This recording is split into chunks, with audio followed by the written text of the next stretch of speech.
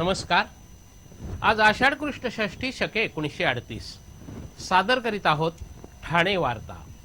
ठळक घडामोडी। शाही धरणासाठी सर्वांनी एकत्र येण्याचं पालकमंत्र्यांचं आवाहन। 27वी ठाणे महापौर वर्षा अर्ध मॅरेथॉन स्पर्धा 28 ऑगस्टला आणि दमदार पावसामुळे मासुंदा तलाव भरून वाहू लागला। या आणि इतर घडामोडी विस्तृतपणे पण काही क्षणातच। ठाणे वार्ता पहा श्रीस्थानक वाहिनीवर। आता सकाळी 9:15 पासून रात्री 9:15 पर्यंत ठाणे वार्ता, ठाण्यातील पहिलं दृकश्राव्य माध्यम।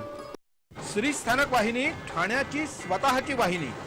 ठाण्यातील घडामोडी, कार्यक्रम, वादविवाद, अगदी गाणी, नाटक याचा आनंद घर बसल्या पहा श्रीस्थानक वाहिनी।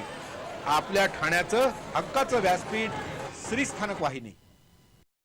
ठाणे वार्ता आता संकेतस्थळावर देखील ठाणेवार्ता.com वर क्लिक करा आणि ठाण्याच्या घडामोडी जाणून घ्या।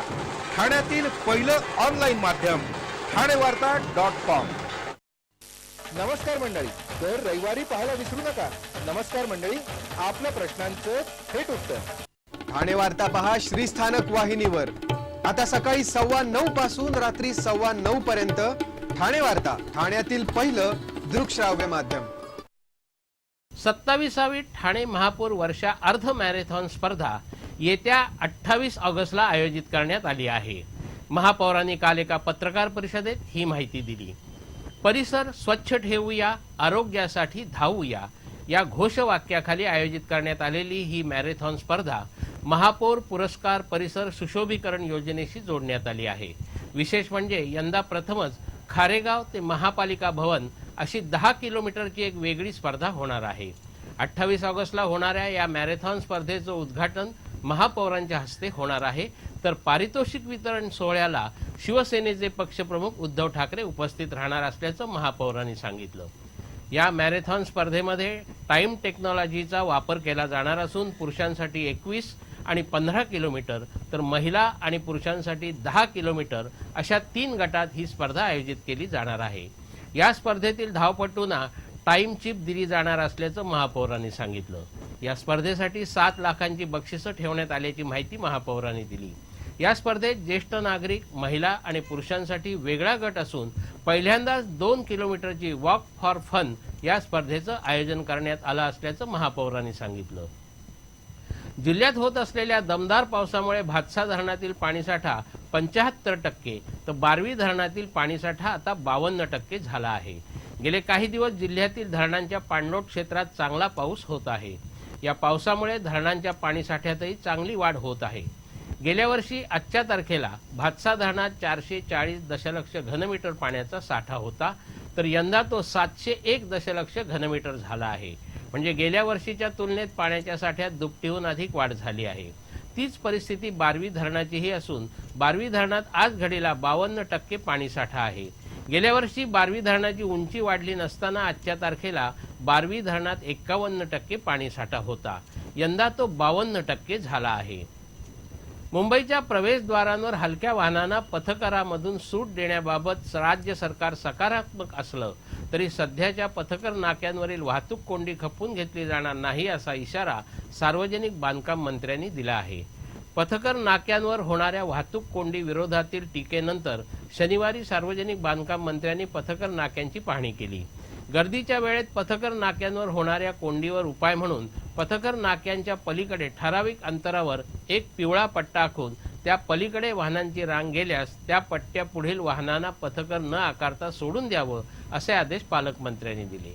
वाहतूक कोंडीवर उपाय म्हणून पथकर नाक्यांवरील मार्गिका वाढवणं, इलेक्ट्रॉनिक पथकर भरणं, पथकर कर्मचाऱ्यांची क्षमता वाढवणं, अनावश्यक दुभाजक हटवणं अशा विविध सूचनाही सार्वजनिक बांधकाम मंत्र्यांनी यावेळी केल्या। पथकर वसूल करणाऱ्या वाहन चालकांनी अधिकाधिक ई पथकराचा पर्याय स्वीकारावा असं आवाहनही सार्वजनिक बांधकाम मंत्र्यांनी या भेटीदरम्यान केलं। ठाणे वार्ता पहा श्रीस्थानक वाहिनीवर। आता सकाळी 9:15 पासून रात्री 9:15 पर्यंत ठाणे वार्ता, ठाण्यातील पहिलं दृकश्राव्य माध्यम। आपला परिसर स्वच्छ आणि सुंदर ठेवण्यासाठी ठाणे महापालिकेत सहकार्य करा। ओला सुका कचरा वेगवेगळा जमा करा आणि रोगराईपासून मुक्तता मिळवा।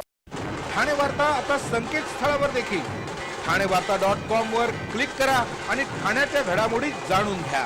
ठाण्यातील पहिलं ऑनलाईन माध्यम ठाणेवार्ता.com. डॉक्टर आणि रुग्णांचं पिढ्यानपिढ्यांचं जिव्हाळ्याचं नातं म्हणजेच डॉक्टर बेडेकर हॉस्पिटल.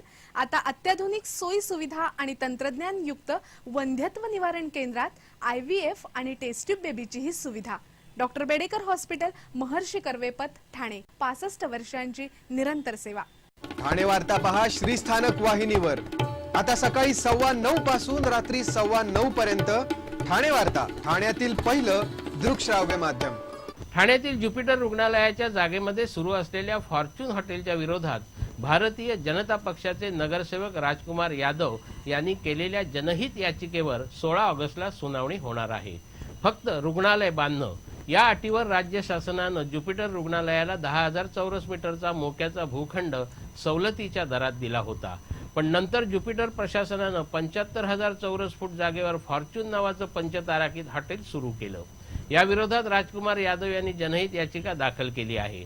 मुंबई उच्च न्यायालयाने ही याचिका दाखल करून घेतली असून महापालिका, पोलीस, ज्युपिटर प्रशासन, वास्तुविशारद अशा सर्वांना आपलं म्हणणं सादर करण्याचे आदेश दिले आहेत.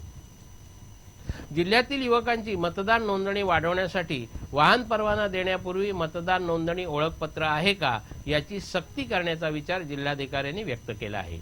राज्य निवडणूक आयोगाने दिलेल्या आदेशानुसार जिल्ह्यामध्ये युवकांची मतदार यादीत नोंद करण्यासाठी जिल्हा प्रशासनाने पुढाकार घेतला आहे.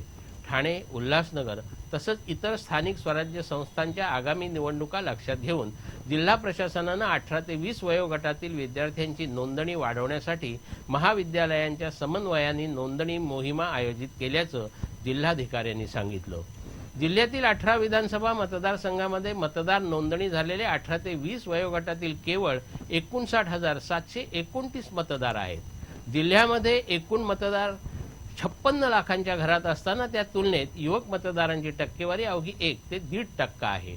केवळ रहिवासी दाखला सादर करून किंवा महाविद्यालयानं निवासी संदर्भात दिलेलं पत्र नोंदणीसाठी ग्राह्य धरलं जाईल असं जिल्हाधिकाऱ्यांनी सांगितलं. यावेळी ठाणे महाविद्यालयातील 100 विद्यार्थ्यांना प्रातिनिधिक स्वरूपात जिल्हाधिकाऱ्यांच्या हस्ते ओळखपत्र देण्यात आलं. शहरामध्ये गेले काही दिवस होत असलेल्या दमदार पावसाने शहरातील अनेक तलाव काठोकाठ भरले आहेत. काल सकाळी झालेल्या जोरदार पावसानंतर मासुंदा तलावही भरून वाहू लागला होता. मासुंदा तलावाच्या काठावरून पाणी बाहेर गेल्यामुळे स्टेशन रस्त्यावर पाणीच पाणी झालं होतं. या पाण्यातूनच प्रवासी आणि वाहन चालकांना वाट काढून जावं लागत होतं. मासुंदा तलाव हा ठाण्याचा मानबिंदू समजला जातो. गेल्या वर्षी पाऊस कमी झाल्यामुळे हा तलाव भरून वाहिला नव्हता. पण यंदा मात्र चांगला पाऊस झाल्यामुळे तलाव भरून वाहू लागला आहे. त्याच तलावाप्रमाणे शहरातील कचराळी, मखमली तसंच इतर तलावही काठोकाठ भरले आहेत. ठाण्याला भेडसावणारा पाणी प्रश्न कायमस्वरूपी सोडवण्यासाठी राजकीय अभिनिवेश बाजूला ठेवून शाई धरण मार्गी लावण्यासाठी सर्वांनी एकत्र यावं असं आवाहन पालकमंत्र्यांनी केलं आहे. पालकमंत्र्यांच्या पुढाकारानं ठाण्यातील रखडलेल्या प्रकल्पांविषयी एका बैठकीचं आयोजन करण्यात आलं होतं. या बैठकीत शाई धरणाच्या बाबतीत यापूर्वी झालं ते बाजूला ठेवून शहराला भेडसावणारा पाणी प्रश्न सोडवण्यासाठी सगळ्यांनी सकारात्मक भूमिका घ्यावी असं सांगितलं. हा प्रकल्प मार्गी लावताना या प्रकल्पामध्ये बाधित होणाऱ्या लोकांना विश्वासात घेऊन त्यांचं योग्य ते पुनर्वसन करण्यात येईल असंही त्यांनी सांगितलं. या बैठकीत ठाण्यातील वाहतूक समस्या, समूह विकास योजना, आनंदनगर ते गायमुख तसंच सिडको ते गायमुख हे रस्ते, कर्करोग रुग्णालय, मत्स्यालय, मेट्रो रेल्वे, घनकचरा व्यवस्थापन अशा विविध एकूण 29 विषयांचा आढावा घेण्यात आला.